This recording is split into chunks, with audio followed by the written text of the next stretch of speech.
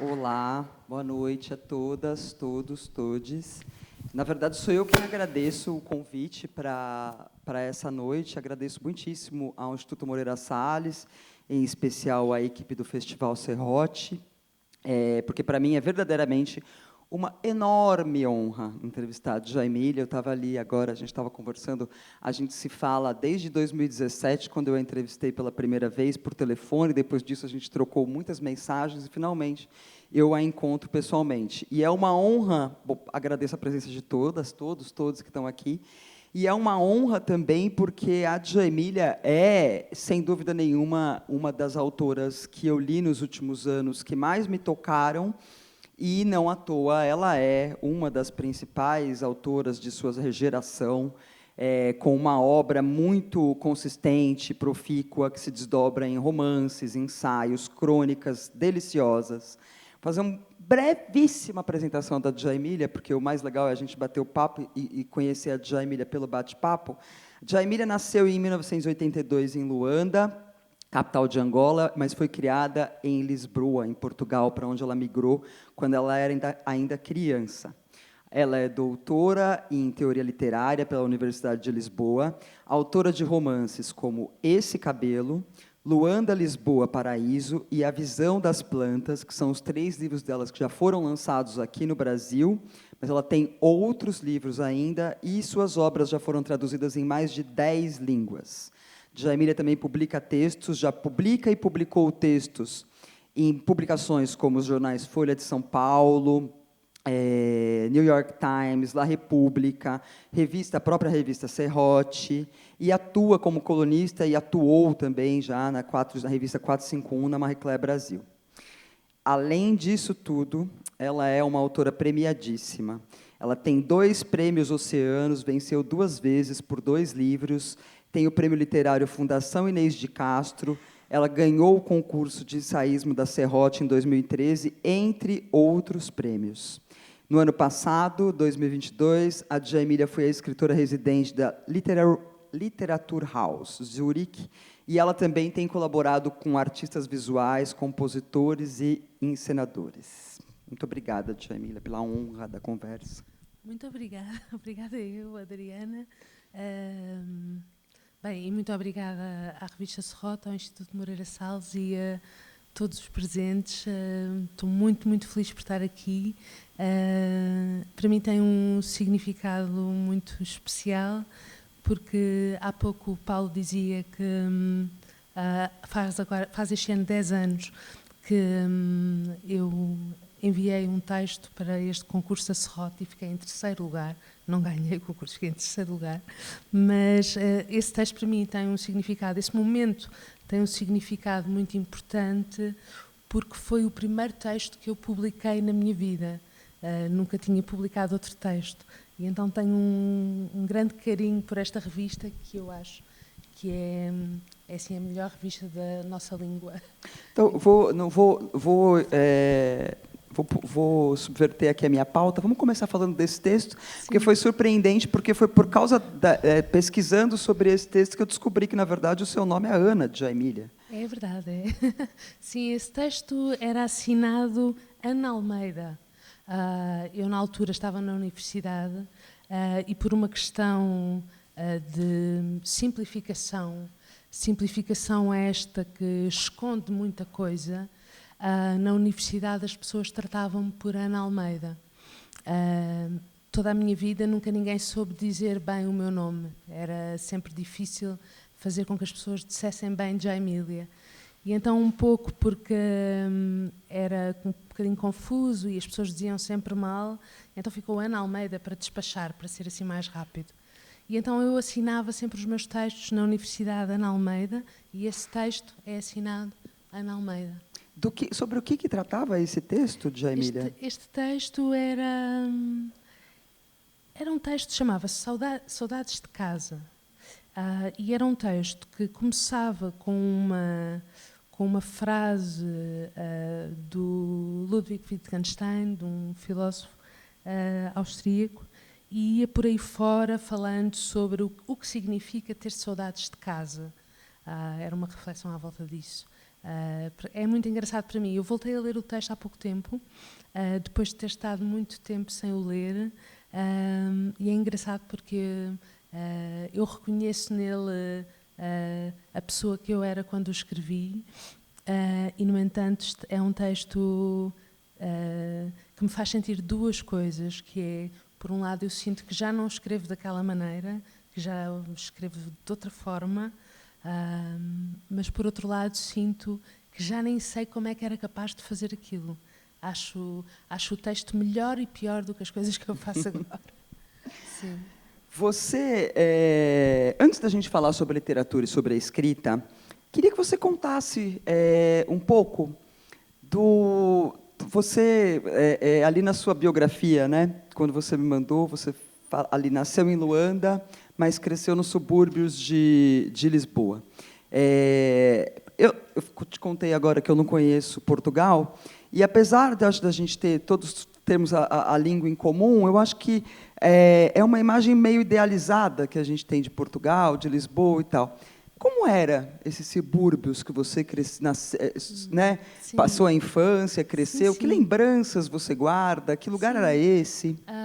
Portanto, estes subúrbios é aquilo que no Brasil se chama a periferia. Uhum. E, portanto, são zonas nas margens da cidade. Neste caso, eu vivia num sítio que se chama a linha de Sintra, ou seja, é uma linha de comboio que vai do centro de Lisboa até Sintra, que é esta vila antiga e turística, etc. E ao longo dessa linha de comboio há muitas localidades que são diferentes de Lisboa, do centro de Lisboa, por serem muito mais pobres, habitadas sobretudo por imigrantes, e, portanto, são zonas, não diria, marginais em relação ao centro da cidade.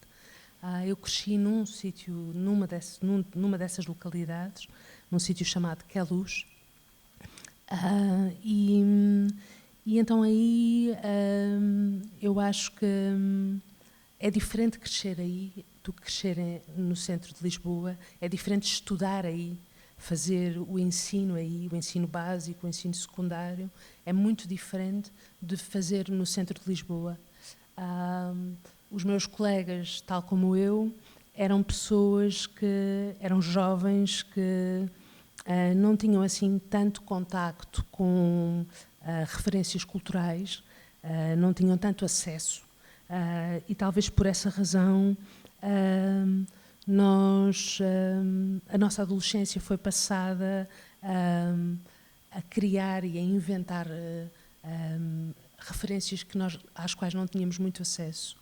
E então é muito curioso, porque apesar de ter estudado neste liceu desta zona, desse liceu saíram, naqueles anos, uma série de pessoas que hoje são, em Portugal, compositores importantes, músicos importantes, sobretudo músicos, muita gente ligada à música, muita gente também da literatura, para além de mim. Então é assim, nós passávamos o dia, por acaso é curioso porque eu acho que nunca falei disto em lado nenhum, mas passávamos o dia, íamos à escola, faltávamos muito às aulas e passávamos o dia numa mata, num bosque que havia perto da escola, basicamente a tocar violão, e a fumar maconha, e a escrever poemas e a cantar. Eu cantava nessa altura, escrevia letras, cantava, e então tocávamos, uns faziam música e outros faziam as letras e tocávamos e cantávamos, e foi isto. Passei os meus anos de liceu a fazer isto. E foi assim, então, portanto, como não tínhamos assim, não éramos aqueles jovens que os pais levam ao museu ou que levam à biblioteca, não era nada disso. Nós inventávamos as nossas próprias criações. Sim. E você falou da música, surpreendente, nunca imaginei que você cantasse. Sim, eu cantava. Você, nesse momento, a literatura, como é que ela se apresentava? Não, a literatura era. Eu não sei se era literatura, mas eu era uma voraz leitora nesses anos de tudo o que eu conseguia apanhar. Não havia muitos livros em minha casa, mas havia livros na escola, havia uma biblioteca na escola, e então lia sobretudo poesia. E para além disso, escrevia poemas. E então eu passei assim os meus anos desde dos 15, 14, dos 14 até aos 18, a escrever freneticamente poemas. E a minha ideia era de vida, o que eu achava que ia fazer na minha vida era, eu queria ser como a Marguerite Duras, era o meu sonho, ela era assim a minha heroína, então eu queria um dia passar os dias todos a fumar e a escrever, era basicamente a minha ideia de felicidade na Terra, e não é muito diferente da minha vida hoje, embora com as devidas distâncias, não sou a Marguerite Duras, mas era assim, esta era a minha ideia. E no entanto, eu estudava na escola secundária, temos de escolher uma área de estudos, e a minha área era ciências. Uau. Então, eu estava nesta vida de escrever e cantar e etc., mas eu estudava biologia, matemática, tudo isso.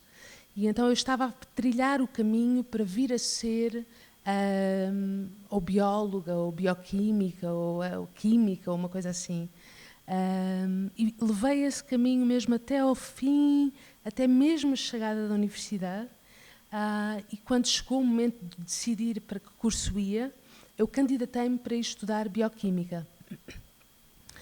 Candidatei-me, entreguei os papéis, mas a minha família ficou um bocado horrorizada. E então no dia seguinte eu fui lá outra vez, anulei os papéis e candidatei-me para ir estudar literatura portuguesa. E então foi assim uma coisa de um impulso, assim uma coisa incontrolável que não... e então foi assim que aconteceu. Agora, você falou sobre, principalmente, esse cenário português. Como é que Angola e Luanda entrava nesse cenário? Porque era onde você passava, eu não sei se você ia sempre ou não, mas, enfim, você tinha essa ligação. Tinha. Sim, eu tinha muita família em Angola, portanto, eu vivia em Portugal com o meu pai, e a minha mãe e a família da minha mãe estavam em Angola, e grande parte da família do meu pai também.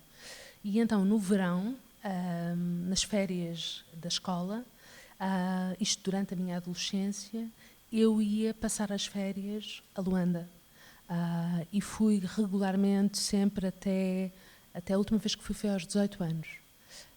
E, portanto, enquanto os meus pais eram quem decidia a minha vida, eu ia sempre. E então passava grandes períodos lá de 2, 3 meses por ano, aqueles meses do verão, e então lá, pronto, era todo outro mundo. Mas à medida que eu fui crescendo, começou a ser mais difícil para mim ir lá, porque, aliás, por razões que depois eu venho a explorar nos meus livros e nos meus ensaios, que têm a ver com o facto de que, à medida que eu ia crescendo como uma adolescente cada vez mais portuguesa, havia um estranhamento enorme sempre que eu regressava a Angola, porque eu regressava e as minhas primas olhavam para mim e achavam eu era uma espécie de elemento estranho. Eu fui ficando cada vez mais outra coisa, cada vez mais diferente. E então era difícil esses anos da adolescência são anos de muitos choques com a minha mãe, choques culturais, por assim dizer. Era difícil porque era outra maneira de estar, outra maneira de pensar, e eu não só vinha de uma cultura diferente, como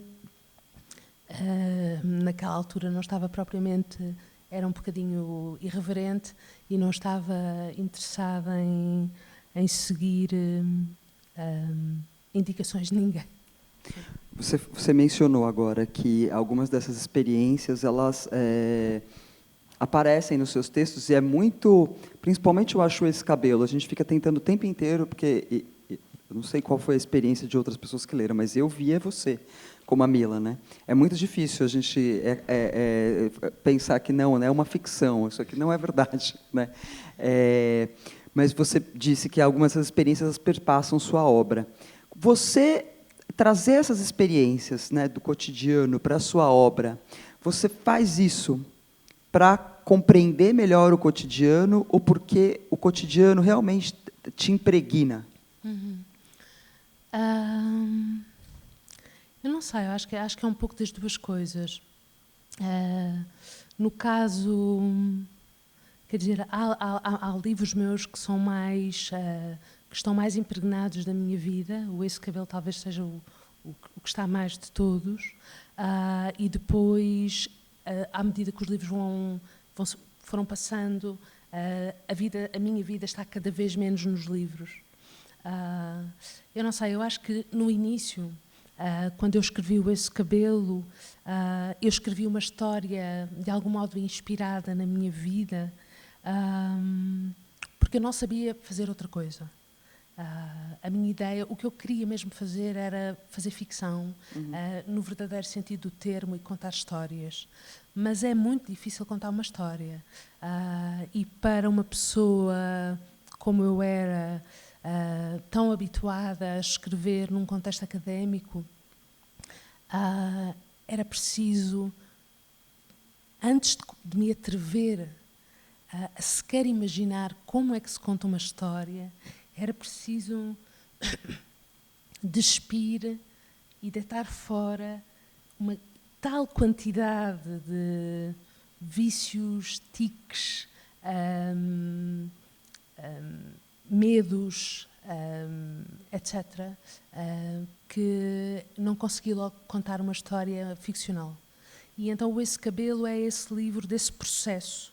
É o livro durante o qual eu estou a tentar perceber como é que se faz um livro e perceber como é que se faz uma narrativa longa sem estar aprisionada pelo género de coisas que me aprisionavam, como, por exemplo, estar a escrever um texto preocupada com a verdade do que estou a dizer, tentar fazer batotas pela primeira vez, tentar enganar o leitor pela primeira vez, perceber até onde é que eu consigo ir.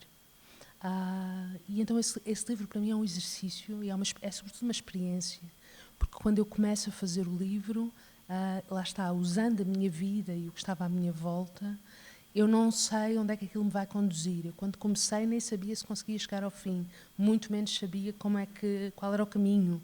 Então eu vou descobrindo o caminho. Eu acho que é o interesse do Esse Cabelo é esse. É um livro que não está pré-determinado. Ele vai sendo escrito e descoberto ao mesmo tempo. Mas é uma experiência. Sou eu a fazer tentativas, etc.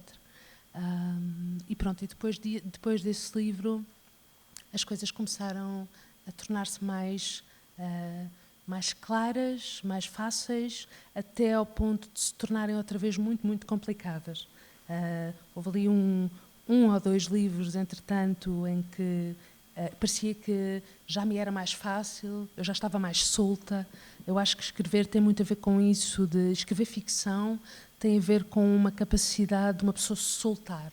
A pessoa tem de se abandonar, porque a pessoa está a entrar na consciência de outras pessoas, então é preciso um grau grande de autoabandono e de soltura, de libertação, tem de estar liberta. E isso é muito difícil, entrar nesse estado é muito difícil. E à medida que fui fazendo mais livros, começou a ser mais fácil. É uma coisa parecida como, por exemplo, com estar quase a cair e deixar-nos cair, não é? A pessoa não pode estar a pensar muito, não pode estar a pensar vou por aqui, vou por ali, não. A pessoa tem de ir, tem de cair. Agora foi-se tornando mais fácil e ao mesmo tempo vão aparecendo outros problemas que eu nem sabia que existiam. Por exemplo? Problemas, desde logo, problemas que aparecem, por exemplo, na escrita deste outro livro que está publicado aqui no Brasil, que é A Visão das Plantas, que é problemas de controlar ou não controlar esse abandono.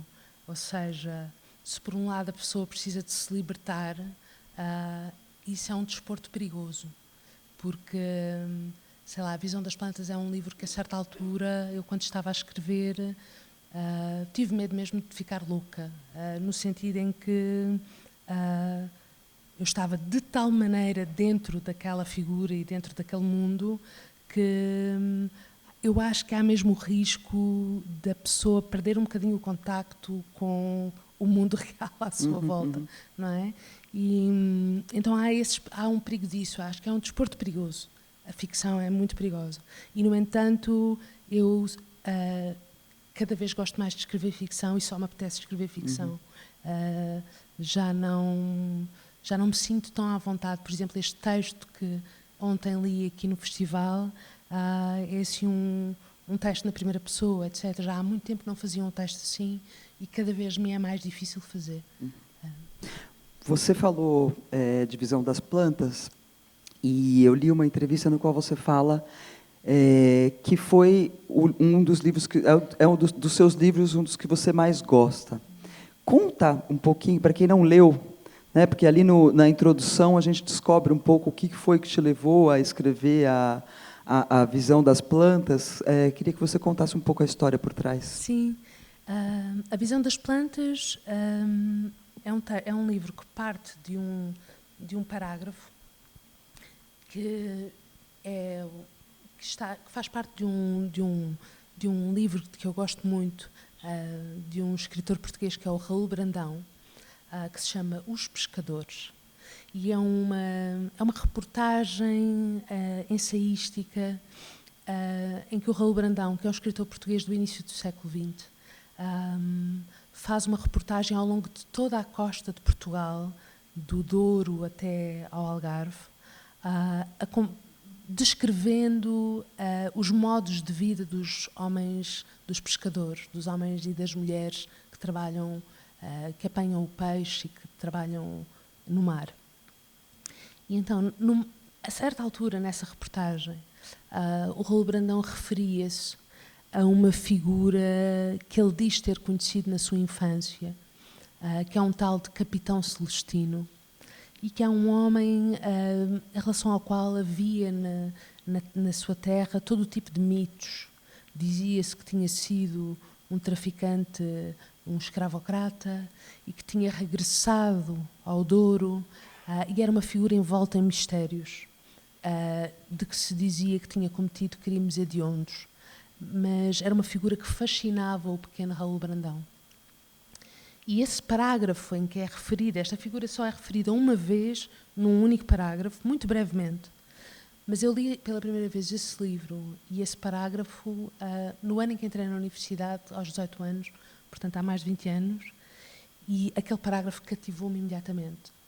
E nunca mais larguei aquele parágrafo. Andei com o parágrafo atrás, fiz textos, fiz trabalhos na faculdade sobre aquele livro e sobre esse parágrafo, mas não sabia, era uma espécie de engulho que eu tinha, porque aquela figura daquele Capitão Celestino também me fascinava a mim.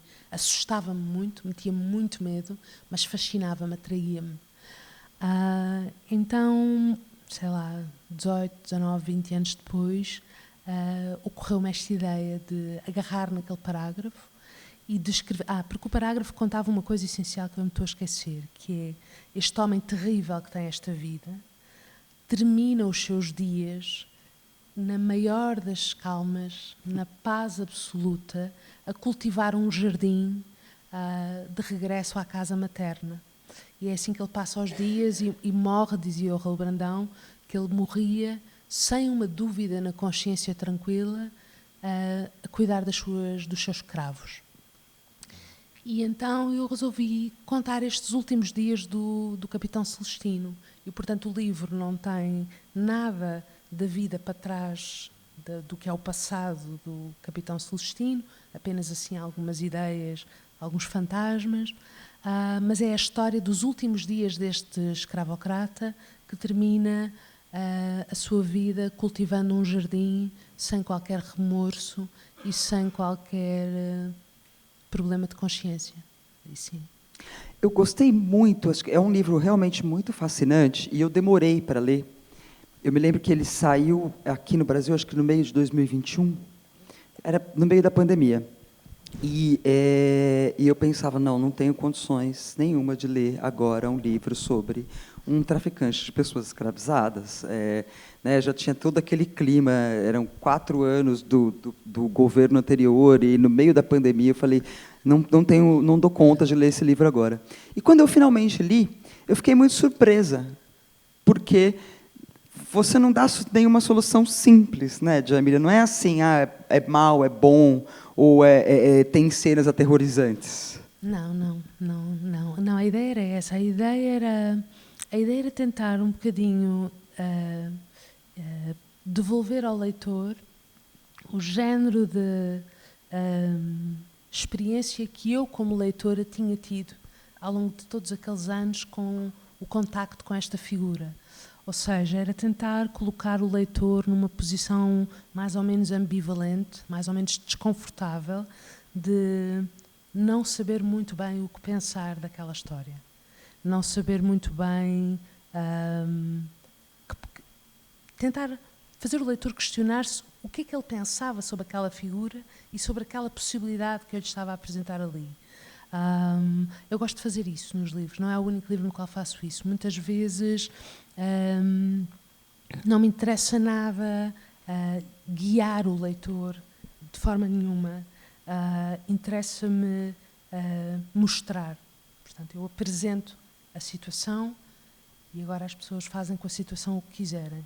E esse livro é um dos exemplos de como este ato de mostrar e abrir a conversa pode ter efeitos inesperados. Há muitos, quer dizer, os leitores deste livro disseram umas coisas mais diversas sobre esta história. É uma espécie de parábola que não tem uma moral, e então cada leitor imaginará qual é a moral da história. Voltando um pouco à jovem Djamila que escrevia poemas, você teve um hiato entre esse momento dos poemas e voltar a escrever. Sim.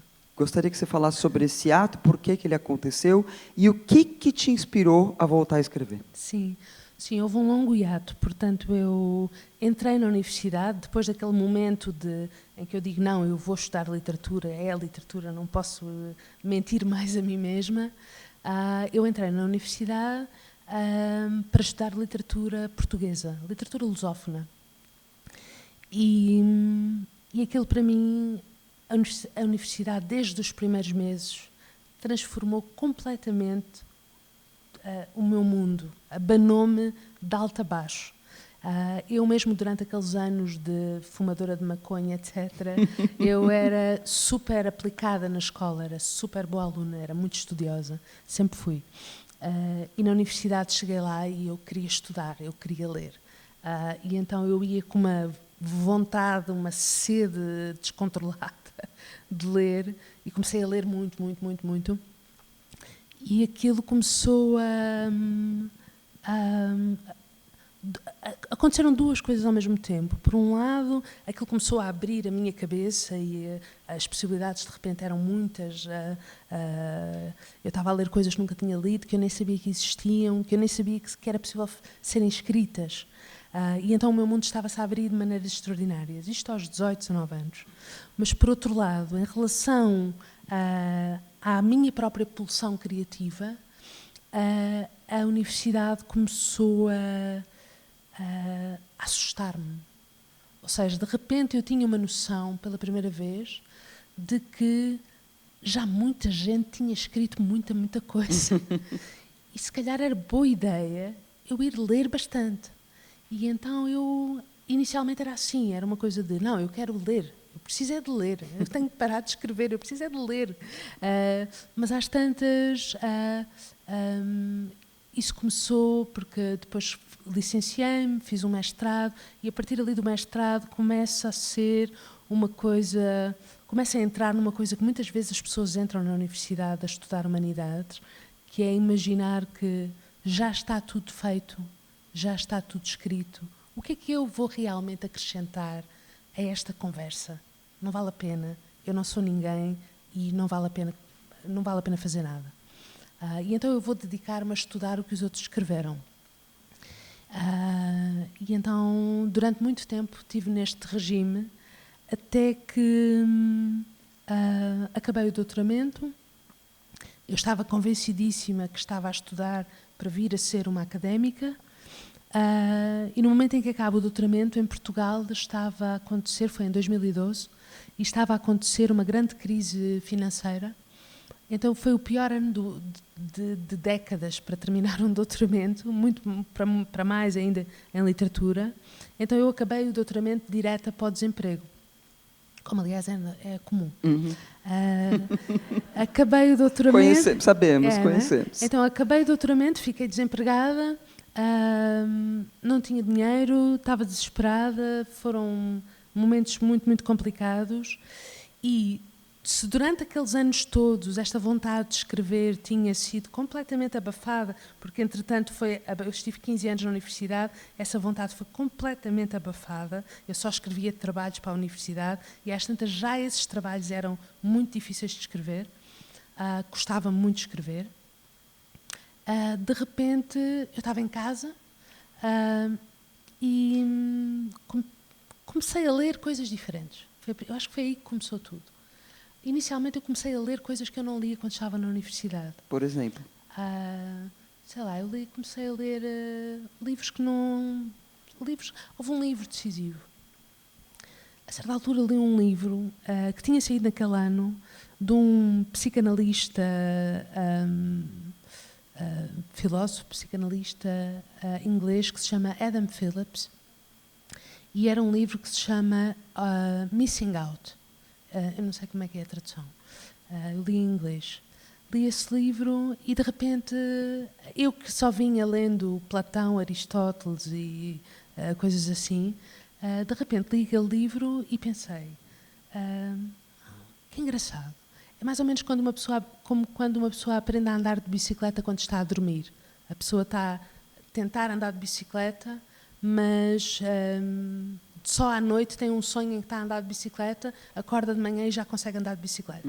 Foi mais ou menos uma experiência assim. Eu li o livro e estava a ler o livro e estava a pensar, é engraçado, se calhar eu era capaz de escrever assim uns textos deste género.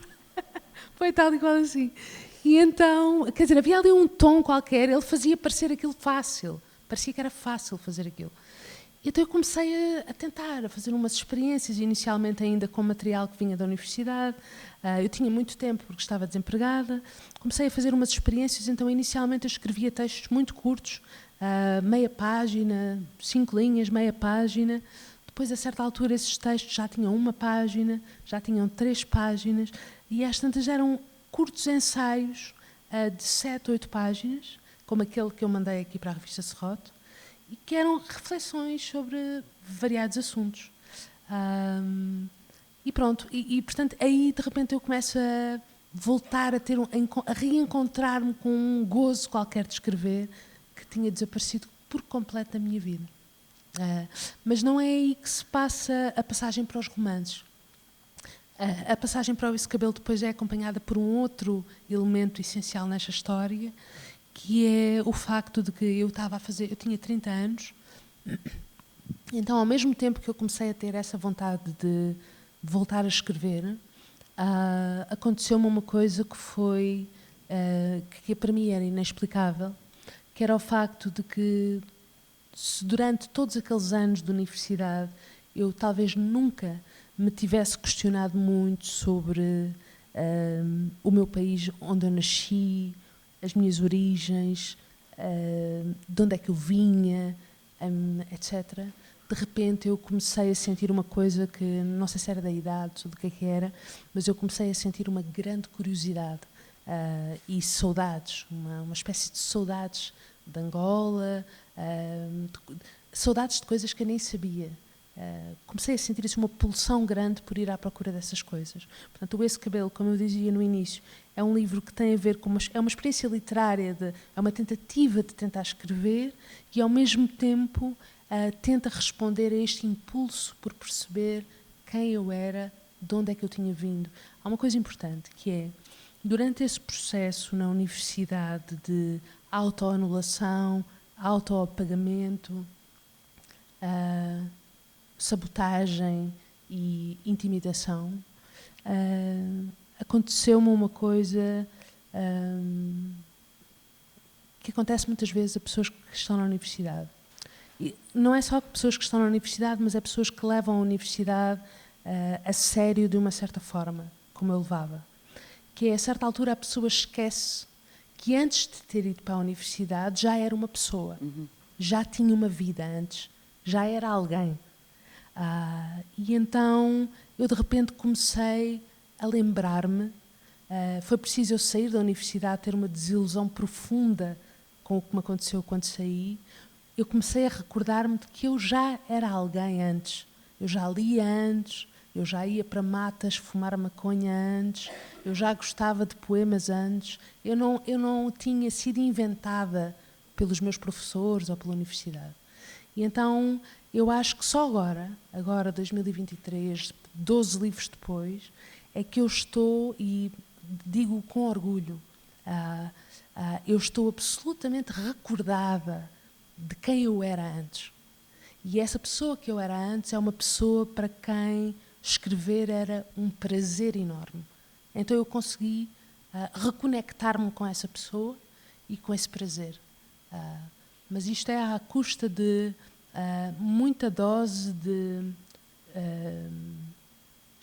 um grande esforço, de um luto profundo e também de sofrimento. Maravilhoso, muito maravilhoso. Né? Só para lembrar, quem quiser fazer perguntas, tem papelzinhos passando por aí que vai chegar aqui. Você me emocionou com essa resposta e queria fazer uma conexão entre essa resposta e uma coisa que, em 2021, final de 2021, eu entrevistei a Annie Ernaux, antes do Nobel, e conversando com a Annie Ernaux, ela me disse, ela nunca ganhou o Goncourt, que é o principal prêmio literário da França. Né? Isso já dá uma ideia do como ela é vista pela crítica francesa.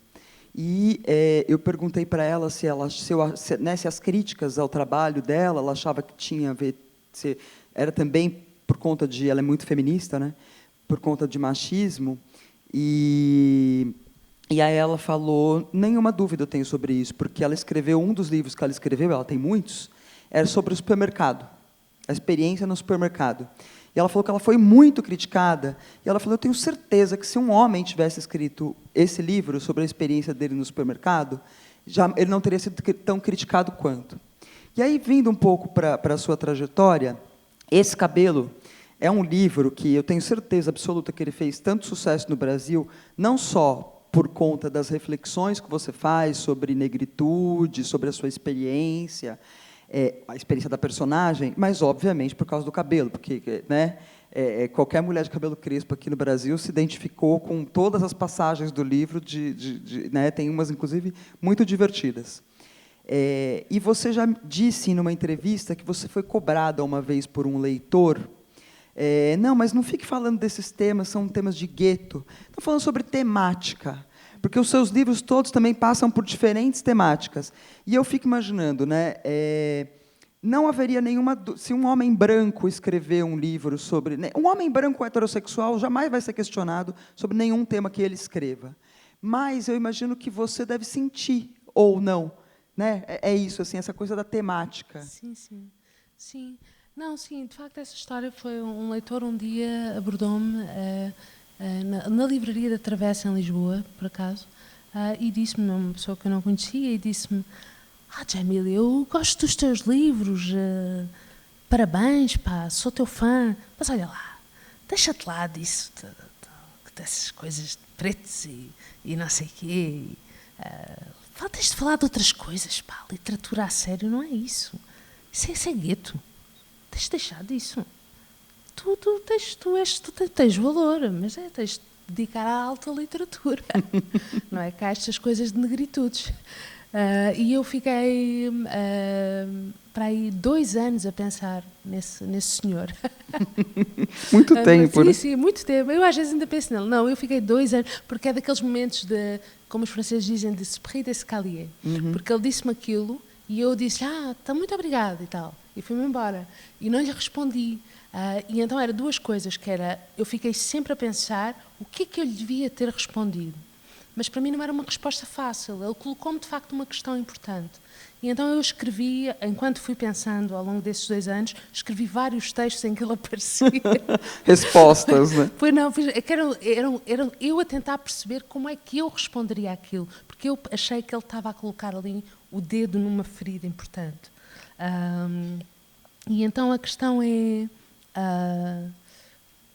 Há uma coisa fundamental para mim que era o que eu gostava de lhe ter dito, que é, eu gostava de lhe ter perguntado a partir de que ponto no mundo, de que posição é que ele fala quando ele afirma que a literatura que eu estava a escrever é uma literatura de gueto, querendo ele dizer que é uma literatura onde aparecem pessoas negras, etc. Porque do ponto onde eu o escrevo, eu estou a escrever sobre pessoas iguais a mim. Portanto, se ele me está a dizer que era literatura de gueto, é porque eu sou uma pessoa de gueto, não é? Eu não sou uma cidadã plena igual a ele. Eu sou uma cidadã de um tipo particular, sou um tipo particular de cidadã, uma cidadã de gueto, sobre a qual se escrevem livros de gueto. E eu não acho que existam pessoas gueto, acho que isso não existe. E acho que, pronto, isto era o que eu gostava de lhe ter dito. Muitas vezes, nem sempre me têm falado dessa questão das temáticas, mas essas questões, mas o que eu noto é que as pessoas não estão muito disponíveis para ouvir uma autora negra, como eu, falar sobre todos os tipos de assuntos. Há um grande interesse em ouvir a Djamília falar sobre literatura de gueto que ela escreve, mas há muito menos interesse em, por exemplo, perguntar-lhe o que é que ela pensa sobre o futuro da Europa, ou o que é que ela pensa sobre jardins, ou o que é que ela pensa sobre política internacional. Sobre isso ninguém está interessado. Portanto, a Djamília, quando fala daquele assunto. Pronto. E então há um espaço para isso. E é extraordinário que haja esse espaço. Eu acho isso extraordinário, porque até há muito pouco tempo não havia espaço para falar de nada, não é? Só que eu acho que era interessante que as pessoas racializadas fossem chamadas a falar sobre todos os assuntos. E houvesse interesse, curiosidade em ouvir os seus pontos de vista sobre todos os temas e não só sobre os temas, porque senão há uma segregação de temas, percebes? Mas isto são reflexões minhas é tudo reflexões minhas a partir daquele material que aquele senhor me providenciou. Sim. Mas eu acho que faz todo sentido, e aí pensando um pouco nisso que eu falei da Annie Ernaux, é isso, né? Das pessoas racializadas, sejam elas autoras ou autores, né? Homens ou mulheres, espera-se que sempre se trate do mesmo tema, fale sobre as mesmas coisas, assim como mulheres lésbicas, por exemplo, têm que tratar de um tema X, mas homens brancos heterossexuais podem falar sobre todos os temas, tratar de todos os temas. Não é cobrado, né? Existe essa cobrança, né? Que é uma coisa que você simplesmente... Eu tenho uma maneira de lidar com isso, que é... E faço isso, e a verdade é que também me sinto muito pouco constrangida no ato de fazer isto que vou dizer, que é, eu tento escrever sobre o que me apetece. Se me apetece escrever uma história sobre migrantes africanos, escrevo. Se me apetece escrever uma história sobre a loucura, escrevo. Se me apetece escrever sobre mães inférteis, escrevo. Se me apetece escrever sobre outra coisa qualquer, faço. Portanto, eu tento... Há uma coisa muito importante que é, eu sinto que o que eu estou a fazer na minha literatura, em relação àquilo que é a literatura da nossa língua, neste momento, no presente, 2023, não é uma coisa solitária. Há uma parte deste meu projeto que tem uma natureza coletiva. E é coletiva no sentido em que eu pertenço a um grupo de pessoas a quem, pela primeira vez, está a ser dado o privilégio de escrever e de publicar, sendo nós autores negros da língua portuguesa. Até há muito pouco tempo, isso não acontecia. Nós somos os primeiros. E isso vem com uma responsabilidade. Não é? E, no entanto, a minha maneira, a minha da Jaimília, de interpretar essa responsabilidade é tentar unicamente ser absolutamente honesta comigo mesma naquilo que eu faço. E, portanto, no meu trabalho, eu tento ser absolutamente verdadeira comigo mesma. E se ser absolutamente verdadeira comigo mesma consiste em escrever sobre um veterano da Guerra do Ultramar, eu escrevo. Se noutro momento a minha pulsão é escrever uma história de amor, eu escrevo. Mas o compromisso com essa honestidade é um compromisso com a liberdade também, não é? Fazer o que eu faço e ser livre naquilo que eu faço. E por isso, sinceramente, para ser completamente honesta, quando eu estou a escrever em casa, no computador, onde quer que seja, eu não estou realmente muito a ouvir muitos condicionamentos. Não estou muito a pensar nisso. Mas também porque eu me fecho muito, porque eu não quero ouvir. E então eu preciso desse espaço que é meu. É isso. Eu vou sugerir a todos que estão aqui, essa fala da Djamília agora, ela está lindamente explicada e pensada num ensaio publicado pela revista Serrote, edição 41, né, da Serrote, que vai estar também no próximo livro que vai ser lançado da Djamília aqui no Brasil, que a gente prometeu não falar muito sobre ele. Mas, enfim, esse texto estará lá. Acho que você um pouco respondeu, não tem aqui o nome da pessoa, mas ela pergunta: como é o papel da mulher escritora em um mundo comandado por homens?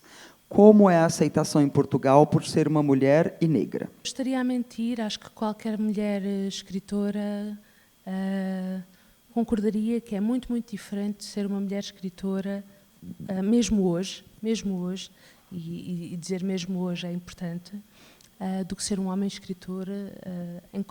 Nos países todos que eu conheço, não tenho qualquer dúvida. Eu acho que, pelo menos na sociedade portuguesa, há um lugar reservado para o homem escritor.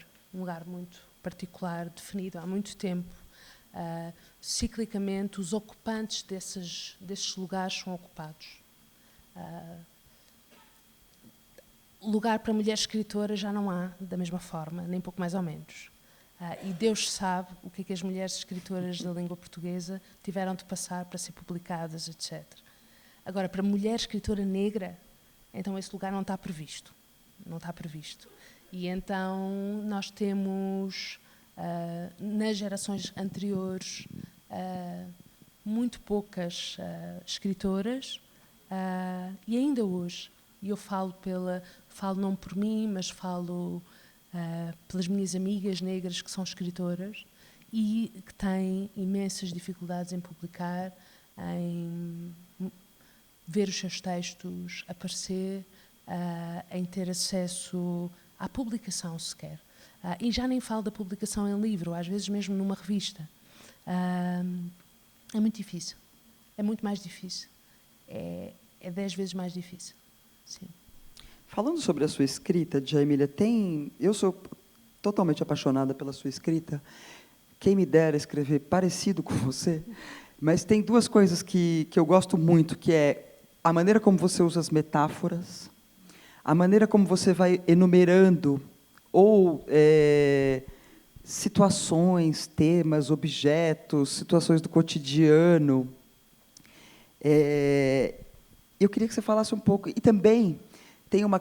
Até falei do Dani Ernaux, porque foi uma coisa que me lembrou muito quando eu vi, principalmente quando no seu site, você tem uma ligação também com a fotografia, né? Com a memória. Gostaria que você falasse um pouco sobre essas características. Sim, tenho. Vou começar pelo fim. Esta ligação com a fotografia, na verdade, é uma ligação que vem... não nasceu em mim. O meu marido, a certa altura, interessou-se por fotografia inicialmente como curioso, só que depois é uma daquelas curiosidades que se tornou um assunto muito sério. E ele foi aprender a fotografar, porque ele não queria só estudar fotografia, queria experimentar, queria praticar. E então, quando ele foi estudar fotografia e começou a ler muito sobre fotografia e a trazer aqueles livros lá para casa, a certa altura a fotografia tornou-se o assunto mais importante lá de casa. E eu, ao princípio, lidava muito mal com isto. Ficava ciumenta da fotografia. E então, pronto, irritava-me, ficava mesmo ciumenta. Mas, a certa altura, como percebi que não valia a pena tentar lutar contra aquilo, eu acabei por interessar-me também. E então ele ensinou-me muita coisa, começámos a ler juntos, às tantas já líamos os 2 livros para conversar sobre os livros, e começou-se a passar com a fotografia na minha relação com o meu marido o que se passa em relação a todos os livros que eu escrevo e a tudo o que eu faço na minha relação com ele, porque tudo o que eu escrevo, tudo o que eu faço, muitas vezes as ideias para os meus livros, os títulos dos livros, etc., vêm muitas vezes de conversas com o meu marido. E então a fotografia ganha um grande peso e fui aprofundando e naturalmente começou a passar para os textos, começou a escorrer para os textos que eu vinha fazendo. Até que comecei a atrever-me também eu própria a escrever de vez em quando sobre um livro de fotografia ou outro, e hoje em dia é engraçado porque hoje em dia às vezes há fotógrafos que me pedem, viram que eu escrevi sobre livros e então pedem-me que eu escreva sobre o trabalho deles, e então abriu toda uma série de colaborações interessantes a partir desse interesse e da expressão pública desse interesse, muito bonitas. Sim. Aproveitando, pegando o gancho que você falou das colaborações, quais são as colaborações que você tem feito ou está fazendo? Sim, agora estou a fazer, vou só falar de uma, que é dar mais força, porque senão parece que estou para aqui enumerar colaborações. Não, vou falar só de uma. Agora estou a escrever uma peça de teatro, pela primeira vez, para uma encenadora portuguesa que se chama Zia Soares, e que ela não gosta nada que se diga isto, mas eu vou dizer só para vocês verem o país onde eu estou a vir. A Zia Soares é a única encenadora negra portuguesa em Portugal em atividade. E ela não gosta que se diga isto porque é um orgulho que uma pessoa não quer ter, não é? E no entanto é assim, e estamos a fazer estamos a preparar um espetáculo. O texto é meu, as 2 atrizes não são atrizes, na verdade são 2 artistas visuais que vão trabalhar como atrizes, e o espetáculo vai estrear agora em junho e chama-se Pérola Sem Rapariga. E na verdade tem a ver também com o Brasil e também tem a ver com imagens, porque uma das grandes inspirações do espetáculo é uma fotografia que é uma fotografia do Alberto Henschel. Eu não sei se é assim que se diz, é assim, não é? O Alberto Henschel, que era este fotógrafo alemão que esteve muitos anos no Brasil e que fotografou pessoas escravizadas, e o texto anda à volta de uma das fotografias que ele fez de uma negra da Bahia, que era uma mulher fotografada nua com uma pérola na orelha, e por isso é que o espetáculo se chama Pérola Sem Rapariga. Pronto, é isso que estamos a fazer agora. Vamos ficar torcendo para ele vir para o Brasil. Sim. Falando do Brasil, inclusive, eu me lembro que quando eu a entrevistei, foi surpreendente que você me disse que esse cabelo é uma das das inspirações foram as blogueiras, né? Sim, sim. As meninas, as influenciadoras brasileiras Do cabelo. em que ensinavam a fazer, mexer, né? Maravilhosas, inclusive, ensinaram a cuidar do cabelo. E, obviamente, na sua obra tem vários momentos ali que se fala do Brasil, da novela brasileira. Qual é a sua relação com a cultura brasileira? O que você lê? O que você ouve? Sempre foi uma relação íntima desde sempre ou não? Não, não. Eu acho que a minha... durante a minha infância, o meu avô era um grande leitor de literatura brasileira. E então, isto ainda antes da adolescência, ou até aí aos, não sei, 14, 15 anos, o meu avô dava-me muitos livros para ler e lia muitos livros brasileiros. Sei lá, uma das escritoras que ele mais gostava era a Raquel Queiroz. Dava-me livros do Machado de Assis, aquelas coisas que se lia, toda a gente lia esses livros em Portugal, Érico Veríssimo, coisas assim, Jorge Amado. E, portanto, eu conhecia alguns livros. Mas a relação que eu tinha, de facto, e que se intensificou, sobretudo na adolescência, e daí para a frente nunca mais me largou, é com música. Uhum. Que, aliás, acho que é a arte com a qual eu tenho mais relação de todas. Uhum. Pelo menos é a única arte sem a qual eu não era capaz de viver. Dispensava a literatura, dispensava tudo, menos a música. E então a música brasileira, sim, a música brasileira tem um grande... eu adoro música brasileira. Não sou assim uma conhecedora profunda, mas sei lá, adoro Gilberto Gil, adoro o Chico Buarque, adoro a Maria Bethânia, talvez mais do que eles dois, e a Gal Costa, sei lá. Ouço muita música brasileira, constantemente. Então acho que essa é a minha principal relação. O nosso tempo está acabando, né? Eu tenho tinha uma lista aqui imensa de Jaimília. Olha, falta tantas perguntas para a gente falou, não, 1 hora é pouco, na verdade, para te ouvir. Tem uma pergunta aqui que eu acho que se liga um pouco com isso que a gente acabou de falar. Como se confronta com a recepção da sua obra entre Portugal e Brasil? Bem, é muito engraçado. Eu acho que aqui no Brasil é muito diferente. Essa recepção é muito diferente aqui em Portugal. Eu acho que aqui as pessoas ligam mais aos meus livros, sinceramente. Em Portugal menos. Pelo menos é a impressão que eu tenho. Não sei. Mas não sei até que ponto os leitores brasileiros têm a noção de como é diferente o público em Portugal. Há uma relação muito mais fria entre os autores e os leitores, muito mais distante, e não sei, eu diria que no Brasil a recepção é mais entusiástica. Eu acho que sim, ou pelo menos mais calorosa. Sim, eu acho. Antes da gente se despedir, esses dias que eu passei junto a você, com a sua obra, lendo entrevistas, ouvindo podcasts, eu ouvi um podcast de uma entrevista que você deu a não sei se é um jornal, uma revista portuguesa, que você fala, ele pergunta ali, eu não lembro agora qual a pergunta, mas você fala que, não sei se é a palavra que a define, e eu achei muito divertido que você falou assim, eu sou insolente. Sim, já sei.